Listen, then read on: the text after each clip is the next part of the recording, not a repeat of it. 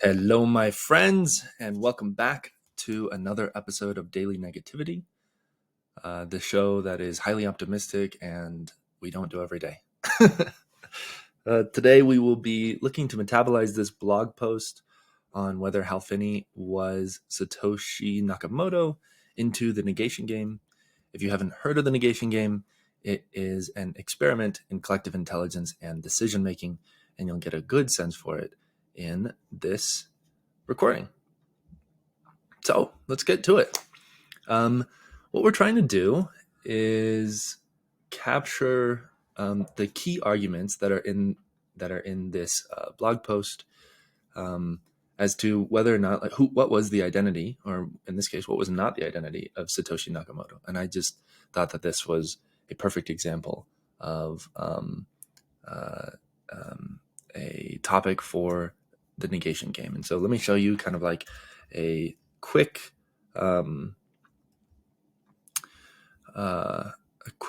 vision of what we're going to be doing here. So in order to get this into the negation game, we need kind of like the supporting infrastructure. For that, we're going to say something like Satoshi identity is known. And then we're going to say something like Satoshi identity is unknown. And then we're going to say something like Hal Finney was Satoshi. And then we're going to say something like, whatever the next argument is going to be here, which looks like, argument number one is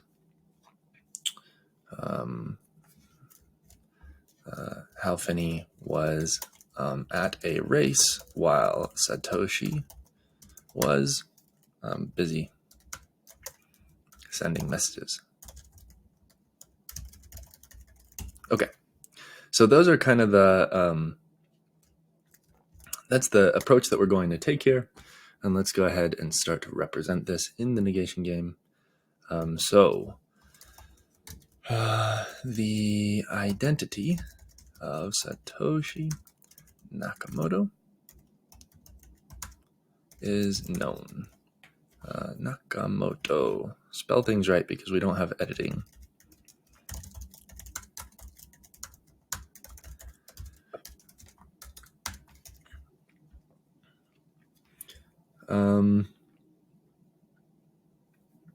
Great.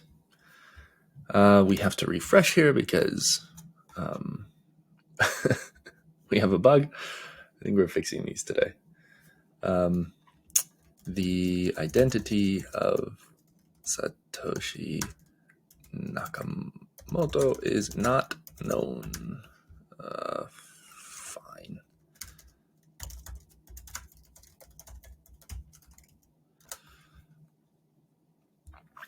And then we're going to cross-link these things. We can't do this directly in the negation game, so we need to go out here, and we need to copy this, and we need to put it in here, and then we need to say nah, and we do this, and we wait for it to embed, and then we hit reply. And what this allows us to do is now when we refresh,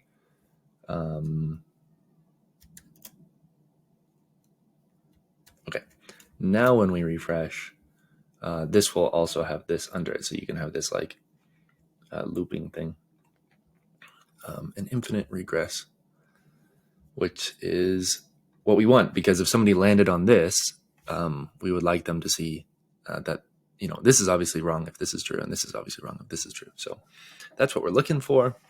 Let's now go in there and let us add a counter argument. So framing these things is actually pretty challenging, and will become easier as we add, as we kind of figure out how to play the game. But like I said, this is experimental, so we have like some primitives, and we're playing with them and figuring out how they work and how they relate to one another. And so that's why metabolizing this blog is such a useful thing to do. So first argument is that Hal Finney on Saturday, April 11th.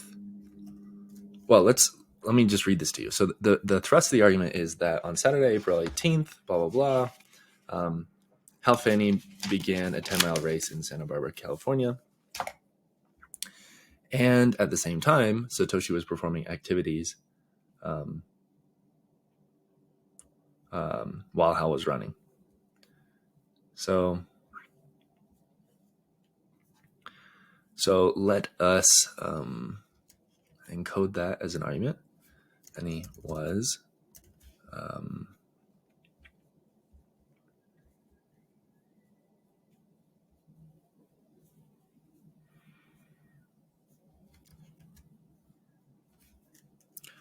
running a marathon.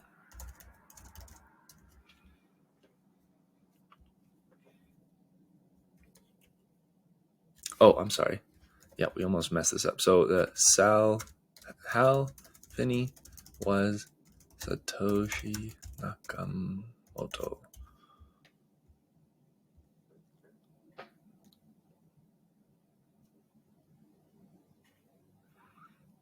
The only reason I'm pausing here because it's going to be annoying to do was stuff. So Hal has died. Other people haven't died. If there are other arguments for who Satoshi is,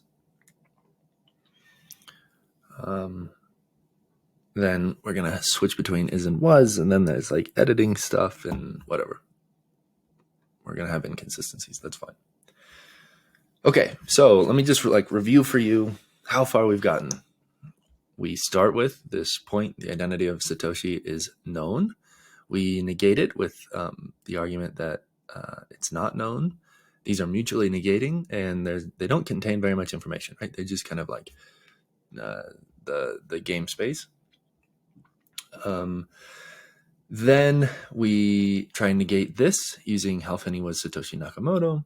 And so the idea with the negation is that if the negation is true, then the thing it points to, it's evidence against the thing that it points to. So if this is true, then it is evidence against this. If this is true, it's evidence against this because we mutually linked them. And so now that we are in here and we're making this argument, now we can say that this is not true.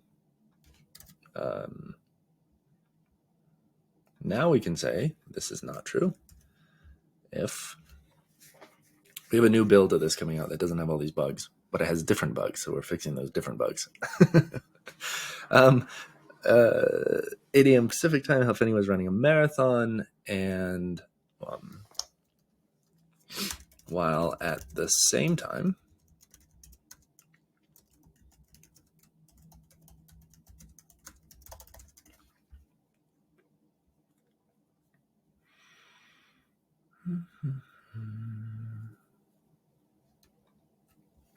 is this data still available? Oh.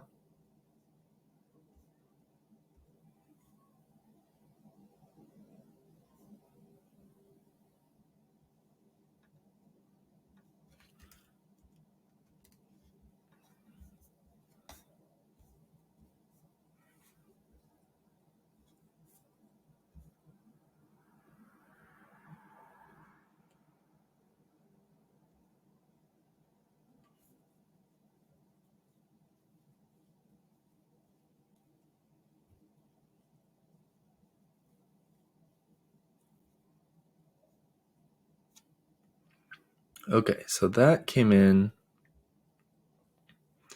at 12:46, and then at 10:44 p.m. in some time zone.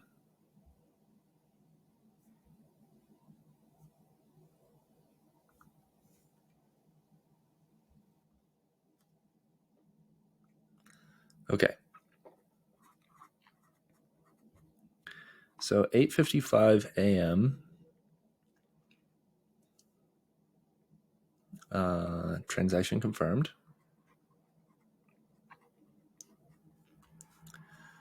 Then 20 minutes later, 9:15 a.m. email. Okay.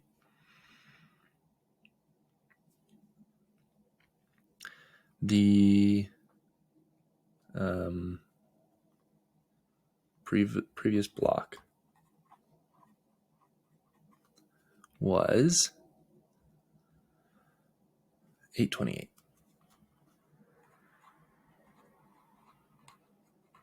Okay, great.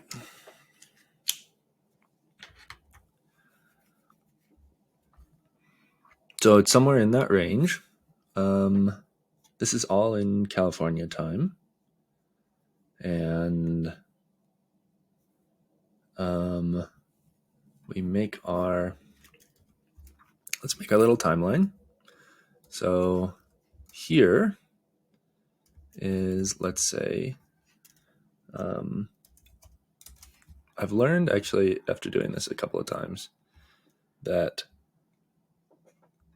it's useful to have a scale.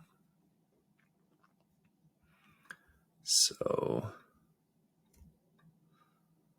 let us do that. We're going to equal spacing, arrange, distribute horizontally. And then what you do is you kind of just like line these up like so. Then you delete these, and you do it again. And then you delete these, and then, oops. Okay, and then you do it again. And now we have something that looks like a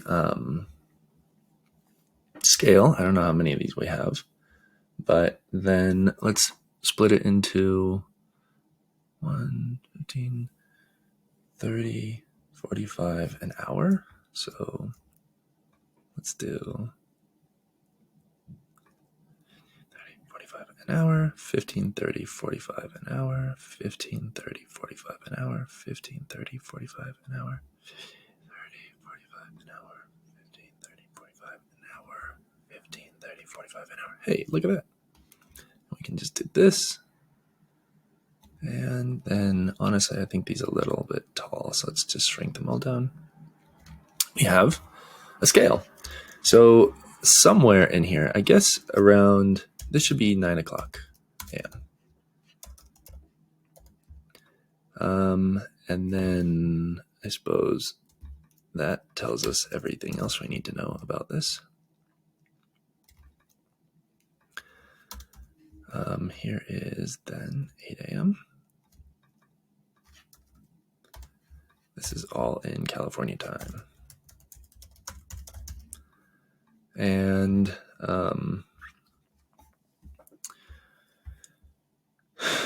if we make these just a little bit smaller, we can put them all in the same line. Great. Align, arrange, horizontal, range, vertical. Okay.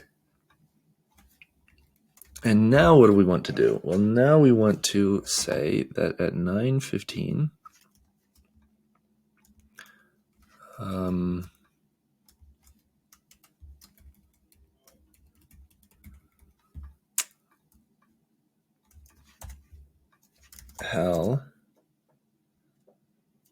Satoshi sends email.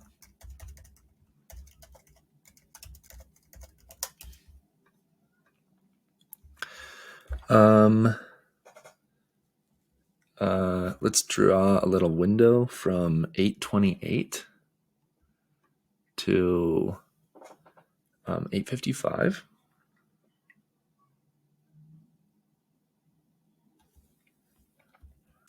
So this window is the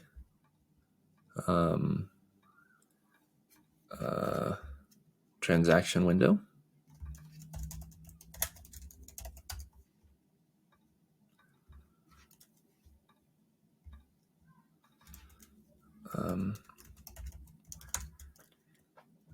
broadcasts.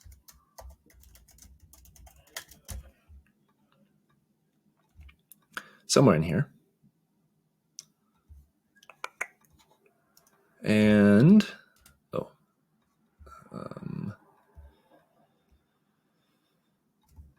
and what else? 9:15 a.m. Let's do.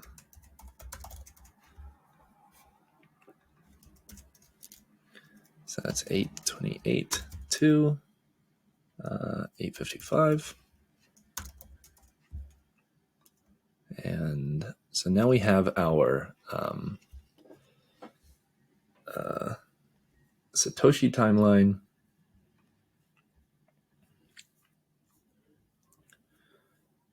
And the next thing that we want to do is, so 8 a.m.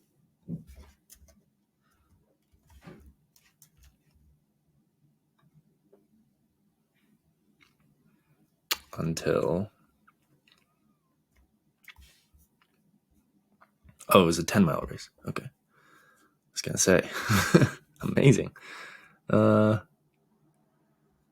Amazing time. So an hour, well, I guess it would be 9:17:40 he finishes. So 15, 16, 17, 40. So this is, what color is Hal? Hal is going to be this. So Hal is racing. So that is 8 a.m. to 9:17:40. 8 a.m.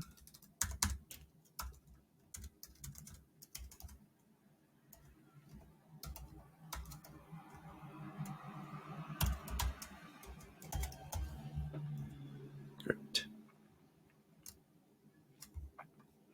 Maybe it would be useful actually to color these. Okay, so we have our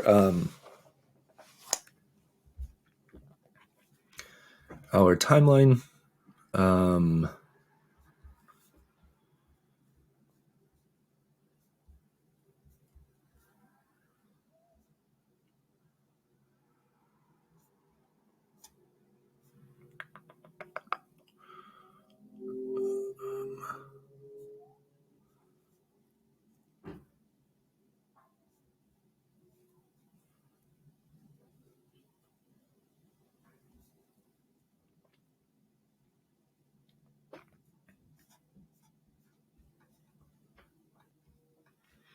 Okay.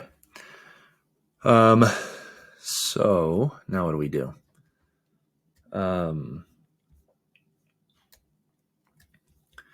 Now we want to turn these into points. So he sends an email. He broadcasts a transaction. If he had a back and forth, well, let's go and start.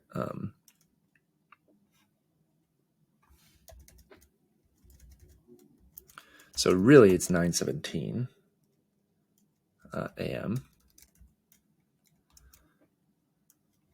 finishing. While at that same time, let's say 9:15.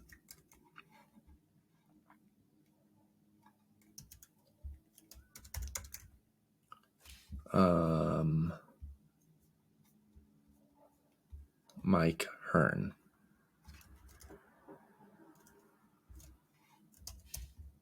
Okay.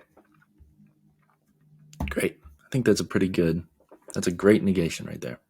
So now what we do is we add ways in which this could not apply. That's what we do here. We call this relevance. And that name is a good first approximation, but it is wrong. And one day we'll figure out how to make that. We'll find the better name. Um, so this could be irrelevant if Hal Finney didn't actually run the race. He sent someone else.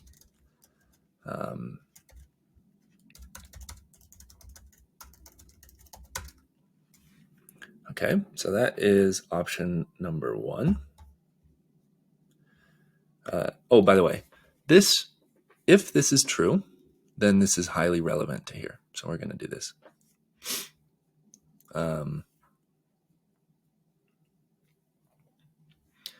But we know that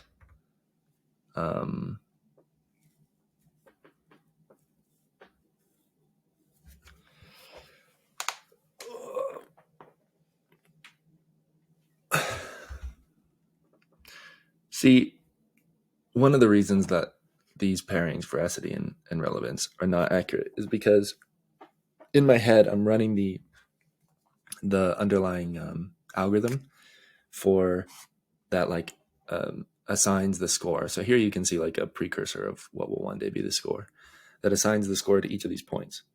And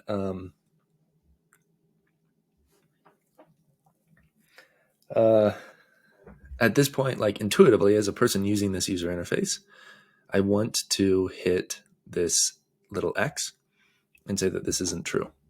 But I know that actually the appropriate way to do this is probably to hit this X to say that it doesn't matter, which really is not what feels right from the UX UI perspective. But so that's probably informative for like the direction our UI UX should go. You know, the challenge actually, as I was reading this here, there's always this challenge between the underlying mechanism and then the interface for that mechanism. And it takes many iterations to try and bridge that gap. It's kind of interesting to see Satoshi talk and think about that here. Yeah. Okay, so Hal Finney didn't actually run the race. He sent someone else to run it in his stead. This is where, I guess what I'm going to do is I'm just going to go ahead and do an irrelevance point. And I'm going to say that this isn't true because we have photos of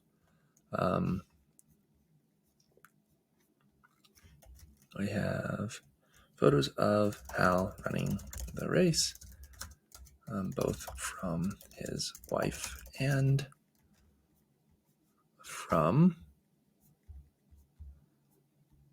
photo pics, photo crazy, from the third event photography service.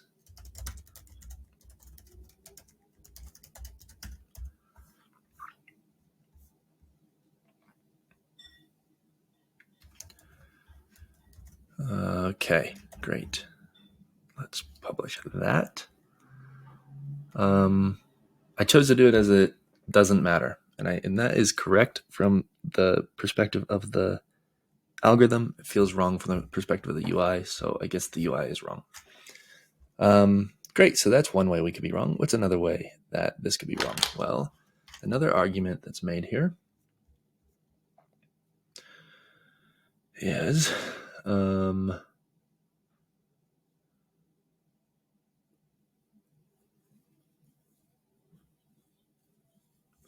well, it could be irrelevant if Hal Finney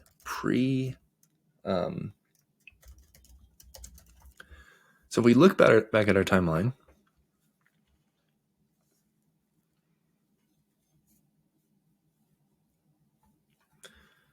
Hal Finney pre-scheduled the response email, and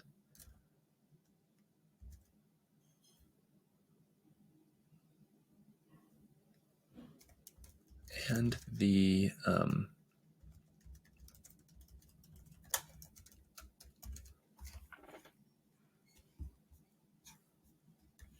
I really want editing because I want this to say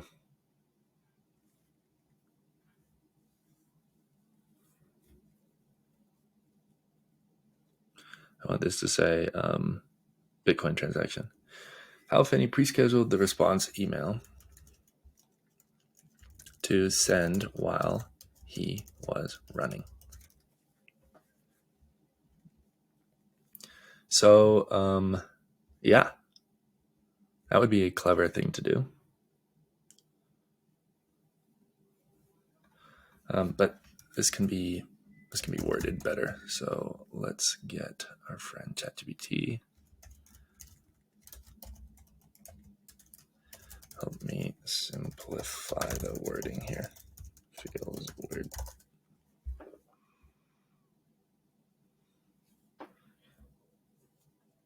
There we go.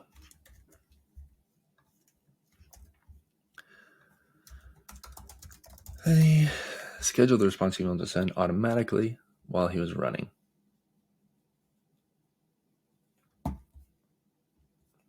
Okay, that could be another way in which this is wrong. What's another one? Well, we could also explore this. So this would be not the case if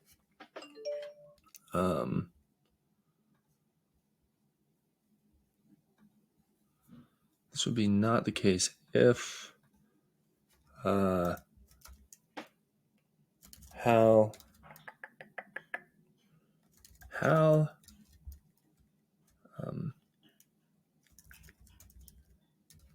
Satoshi received the incoming email, original email from Mike Hearn at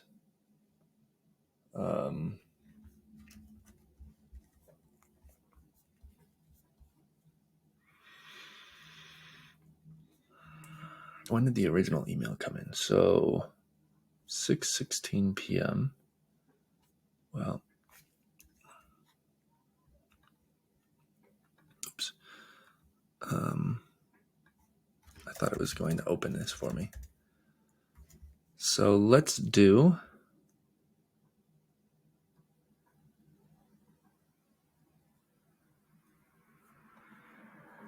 Oh, that's an interesting feature. Interesting. We want, so that's 6:16 p.m. We want to know when the original email came in.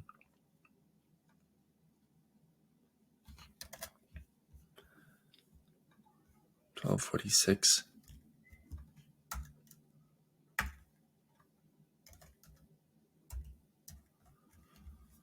What time? 12:46 p.m. on the 12th. That seems weird. Why does it say? Am I reading this wrong somehow?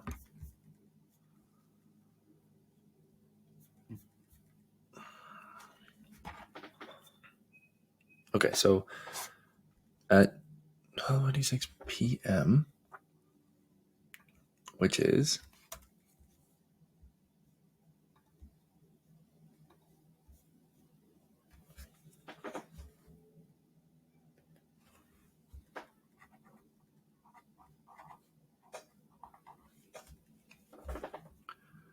$3:46 a.m. Oh, wow. So maybe we should have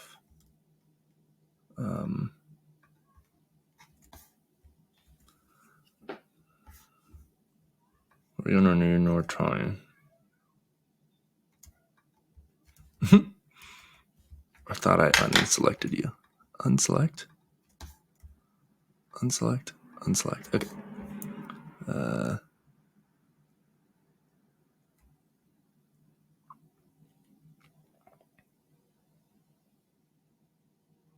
Okay.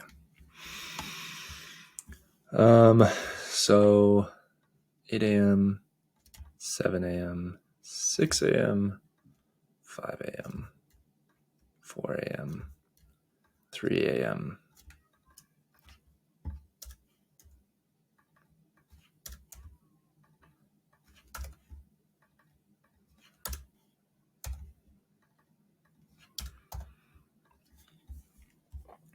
So at 3:46 a.m.,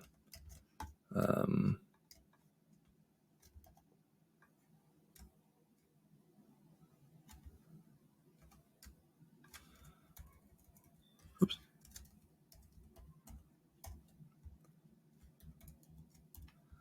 right about there. It should say something like, what was his name? Mike Hearn? Mike Hearn sent.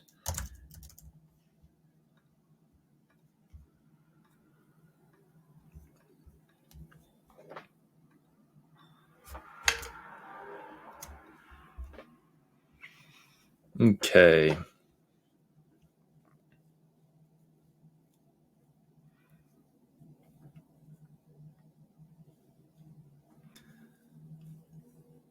So I actually think this should say something, instead of veracity, it should say something like impact.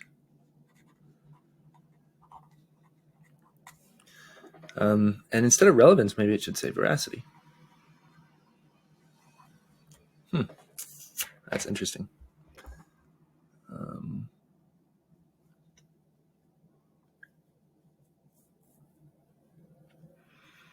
Another, there's also like velocity contains within it a notion of magnitude and then direction. And I think this is the better frame. Magnitude is the strength, and I don't know what to call direction, but it's like the accuracy. It's like, does this collide with this? Does this collide with, I guess in this case, this? Okay. Satoshi received the original email from Mike Hearn at 3. What did we say? 3:47 a.m. Right? 3:46 a.m. 46 a.m. Giving plenty of time to draft a response. Morning before the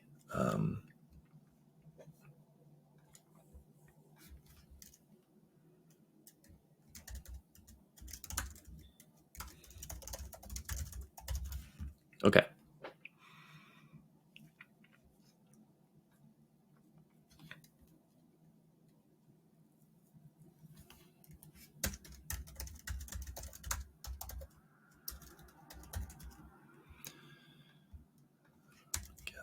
California.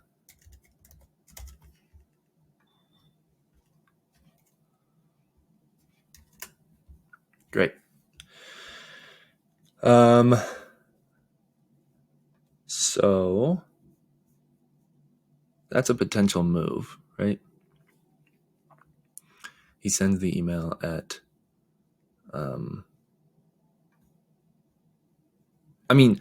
so if this is true, then it I think it totally negates this. So its impact is really big.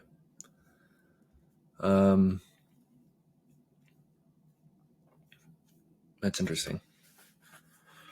Okay. Now what do we do?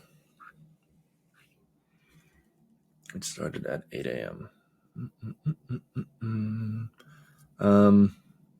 Having run these races before, I can tell you that you just sleep horribly the night before. You wake up way too early because you're all stressed about them. Now, for a marathon, that's my experience. For a 10K, maybe it's not as big of a deal. Maybe you wake up at 7 and it's not that much. So this could be wrong if Hal Finney, not an early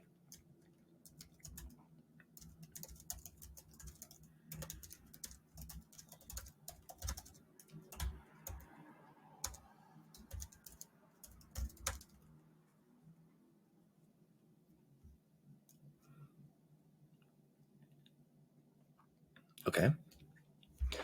So I think that would help me be wrong here if this were true. What else?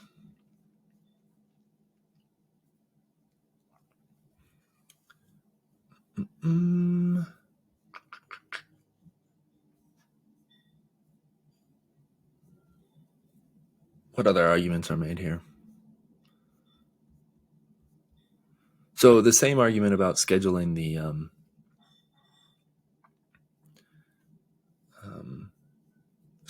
email or scheduling the you can make an argument that it's infeasible. Infeasible. It would have been infeasible for Hal Finney to schedule an email or a transaction. I just think though that this is obviously just falls on its face because Hal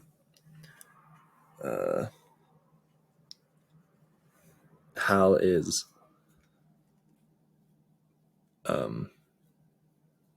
sufficiently technically competent to set up an email scheduling service. Yeah. Okay, so let's make that point. I'm only hitting the relevance button here. I don't know if that's the right move, but now I don't know when to use veracity. So I'm over rotating in the other direction. I'm sure I'll find out the issue with this. Hal Finney was extremely competent and would have had many ways to schedule an email or a transaction, but I forgot to put transaction in this. Actually, the transaction one might be a little bit more interesting just because of the how do we zoom out so that I don't get cut off anymore? Zoom out. Okay. Maybe scheduling a transaction is more technical than scheduling an email. I mean, all the emailing tools would have been set up, but the transaction requesting tools, maybe they weren't on a command line. If they were on a command line, then this is really easy. You just do there's so many ways to do this on a command line. So it would be more interesting. This whole conversation would be more interesting if I were to edit this here to say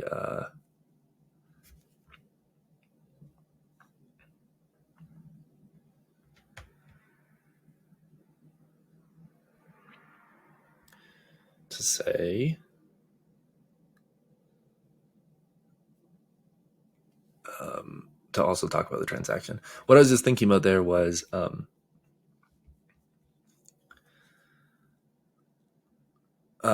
you could say Hal Finney would have no motive for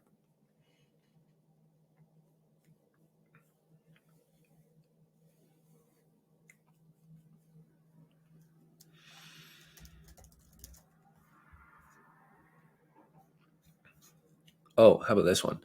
First, let's add this, which would be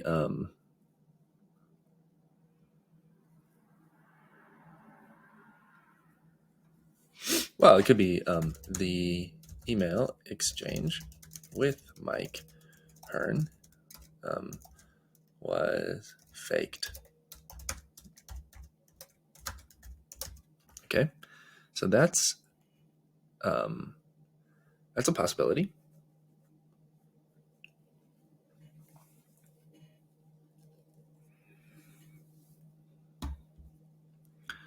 I don't think it's a high probability one. But that's not what I was going to say. Oh, there, Satoshi Nakamoto was a group of people, not a single individual.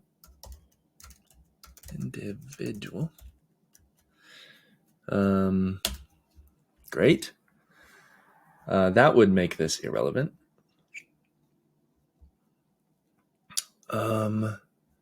Let's do another one. These don't interest me that much, to be honest. I want to do something about whether scheduled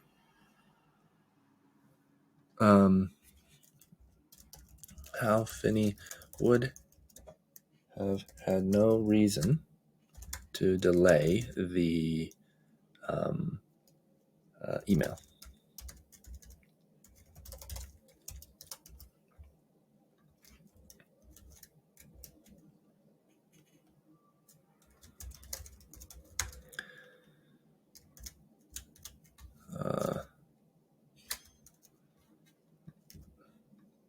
Do same for this one.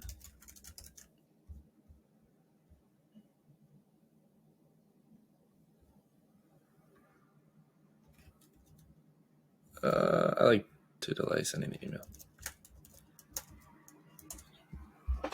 Which, obviously, where did that go?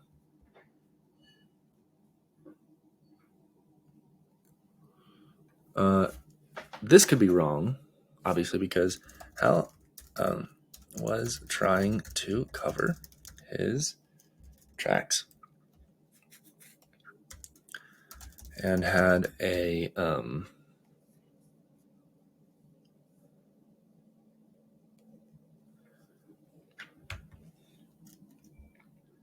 and saw the was so Hal Finney knew that he didn't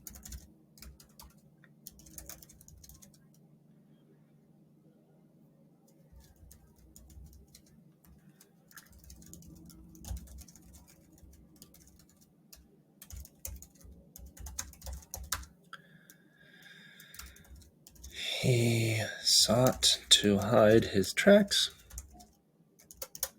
He sought to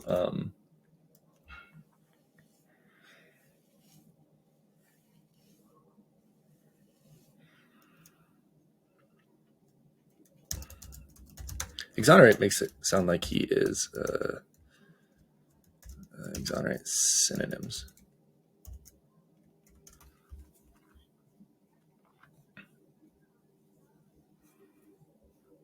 Absolve, vindicate, clear, condone, pardon, request, remit, whitewash, avenge, and burden.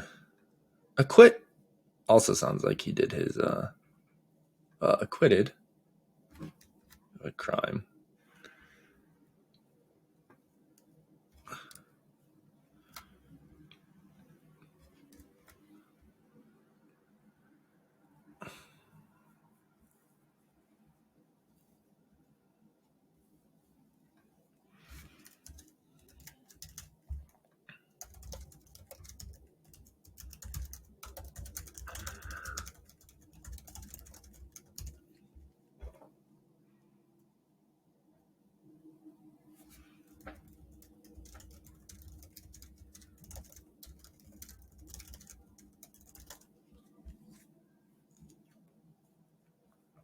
Yeah, clear.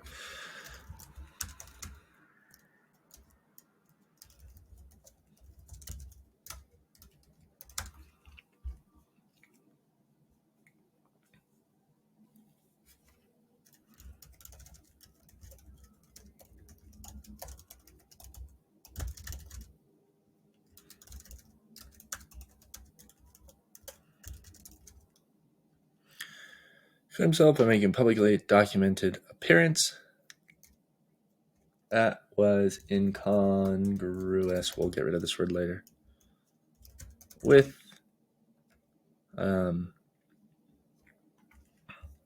incongruous with the activities of Satoshi.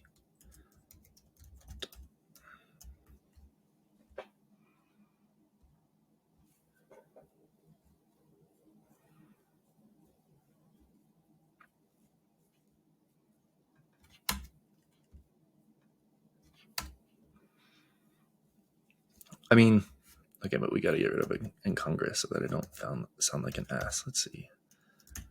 But not an ass. This is going to go well.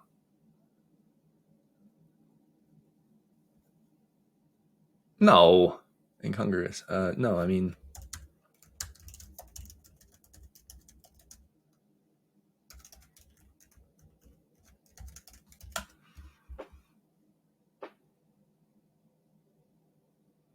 Hurry, please.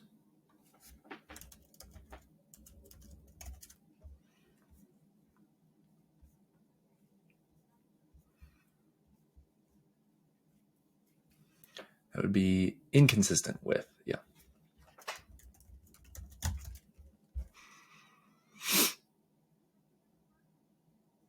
Yeah, I mean, that could be a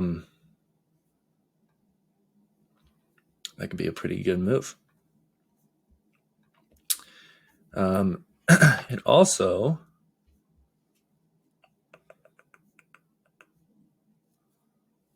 would explain this one.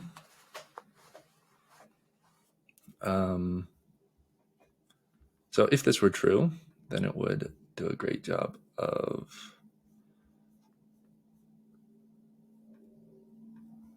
explaining this one. So we're going to link it under here. One day this linking will be easier, but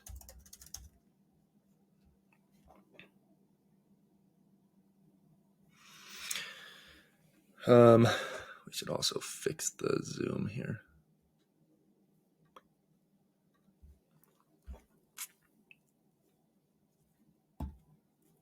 Okay, cool. So now let's refresh this page.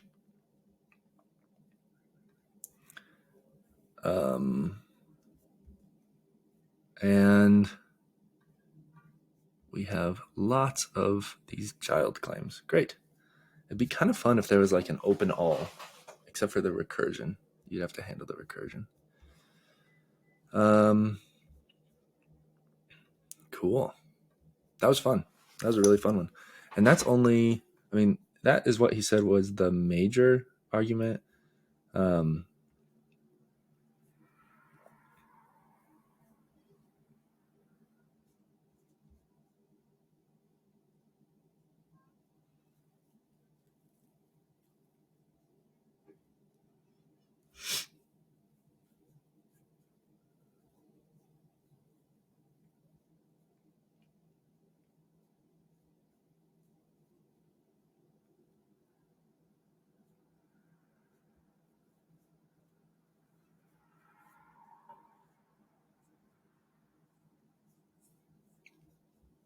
Oh yeah, there's all this other stuff that we can do.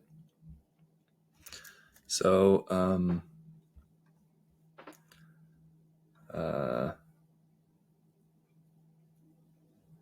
right.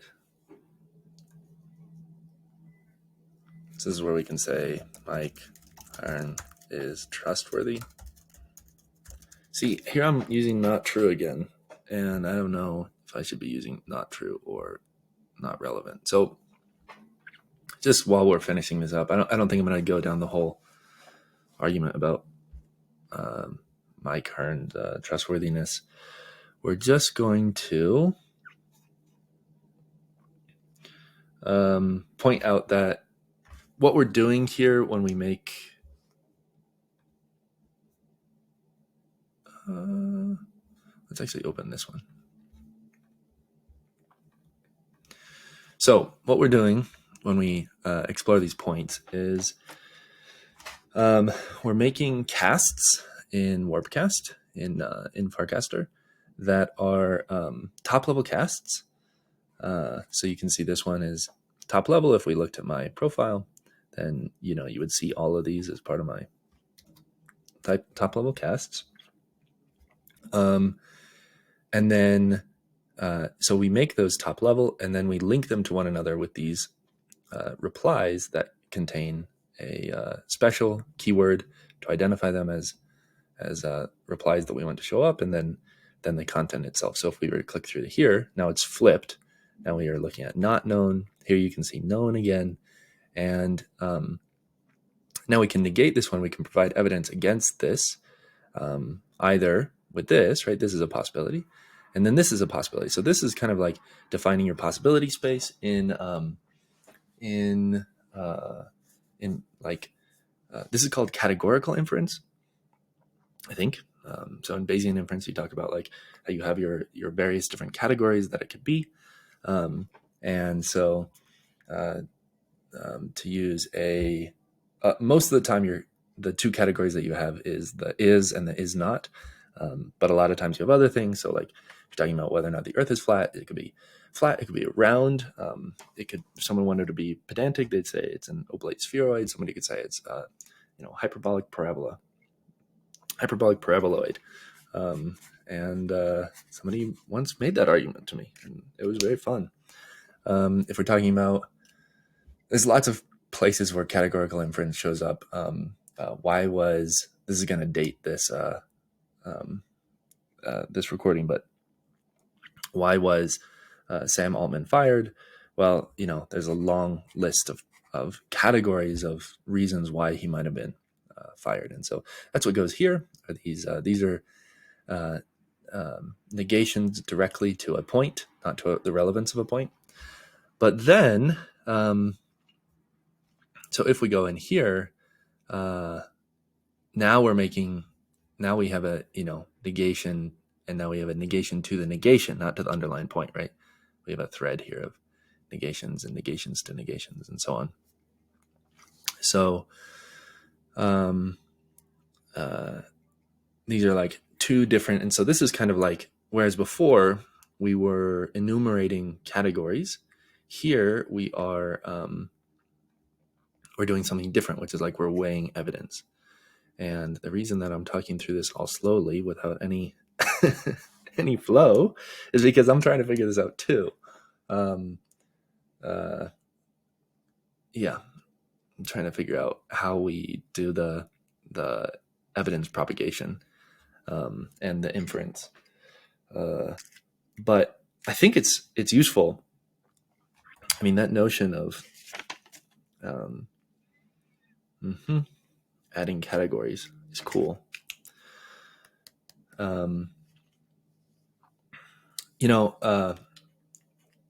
Another thing is that you have this idea of subcases that you have to contend with somehow, subcases and duplicates, and these categories are a nice way to do it. So this is like, I've done this drawing so many times now. It's like Earth is flat. Okay. Then we have one that says Earth is round. Then we have one that says oblate spheroid. Okay. So if the Earth is flat, then that's evidence against the Earth being round. So these are in zero-sum competition. Why can't I click on this? Hello? Did they update my app so that now it doesn't do the nice things that it used to do? Oh, that's annoying. What?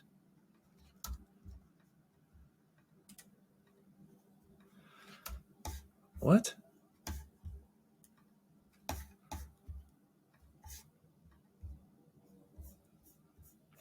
I'm like, this is a crisis.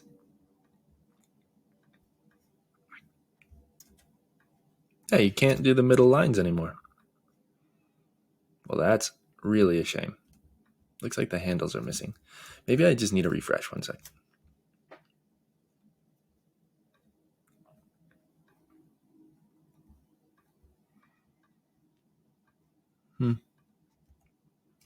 Yeah, they messed it up somehow. Okay, Earth is flat, goes this way, and negates the idea that the Earth is round. And then vice versa. I'm going to draw it like this. So this negates this.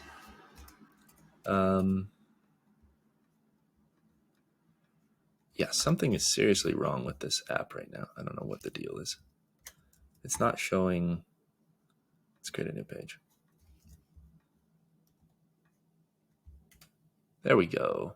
Okay, I don't know what the deal was over there. Earth is round negates the idea that the Earth is flat. The idea that the Earth is round is negated by the Earth being an oblate spheroid. But anyone who is arguing that the Earth is round probably wouldn't, disagree that it's an oblate spheroid. This is kind of what they mean by this is a special case of roundness. And so you have when you have these structures, you are enumerating categories, right? Here's hyperbolic paraboloid. Okay, so these are categorical. And you can tell that from the graph structure. But these, but this is a subclass. So this is an instance of roundness. So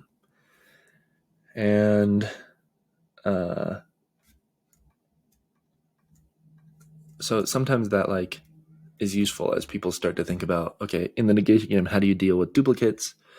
Well, it's a duplicate if it obviously this is going to share the same structure as this is. So I'm not going to draw them all, but you should have mutual negation between this and between this.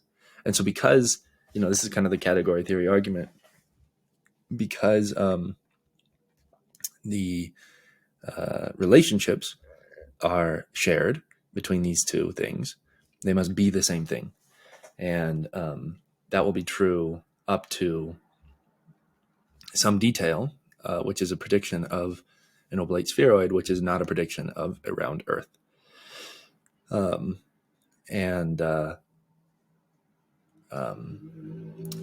will also help you to, you can measure the delta between this viewpoint and this viewpoint, the delta between these alternatives, and you'll probably find that for the most part, the predictions of these two are mostly the same, because it's very rare that the what's the term, oblation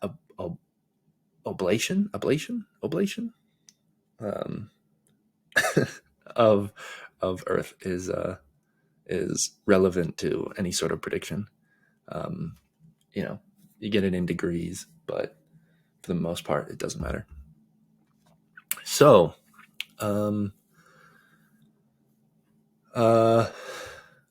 that is the negation game. I think we've done a pretty good job of metabolizing pieces of this article. It was fun to come up with this graph of the timeline. And I think we added a little bit new to the argument, which is that Hal could have just been he could have just strategically woken up at 7 a.m., received that email from Mike and said, this is a great opportunity to exclude myself from the possibility set, and scheduled the email to send while he was just about exactly at the time that he was he expected to be finishing the race. And so that's one of the benefits of the negation game, is that it allows you to kind of keep the full space of possibility in mind, and to think in a negative way. This is a value of negativity, to think in a negative way in order to try and constrain that possibility space. So that was a ton of fun. I really enjoyed that. This was way longer than I expected it to be, but kind of also an interesting topic. And as you can tell, there's a lot of learning going on as we use the game. So thanks so much for coming along for the ride. Take care. Peace.